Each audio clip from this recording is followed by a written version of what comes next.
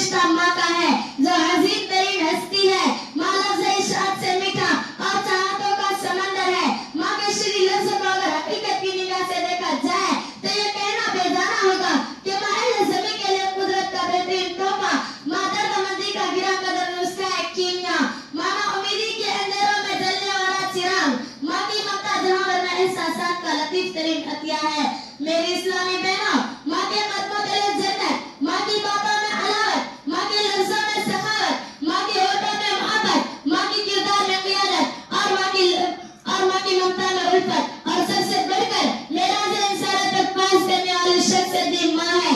माँ पर किसी शायर ने क्या ये खूब कहा है, मैंने कर शख्सा हाथों की सब किताबें फारिदी, मैंने कर शख्सा हाथों की सब किताबें फारिदी, सिर्फ एक कागज पे लिखा लफ्ज़ माँ रहने दिया।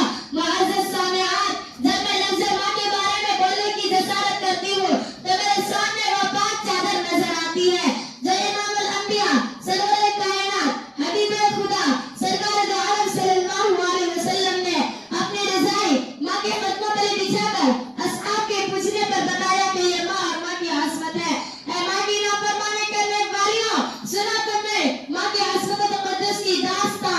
अब जरा अपने गिरेबान में झांक कर देखो कि जिस माँ ने तुम्हें नामे में शिकन में रखा, तुम्हारी नन्ही मुन्नी सी जान की खातिर अपना चैन आराम खोया, कितनी मुशक्कतों से तुम्हें बड़ा किया, और अब तुम आगे माँ की नाफरमानियां करती हो, उसे गालियां देकर रुलाती हो। याद रखो उसके एक एक आंसू का हिसाब तुम्हें चुकाना पड़ेगा।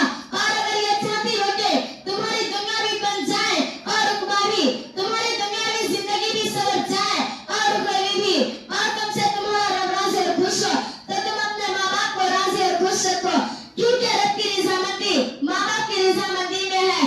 बारी ताला हम सबको अपने वालिदैन की खिदमत करने और उनके हर हुक्म को बता लाने की तौफीक बख्शे।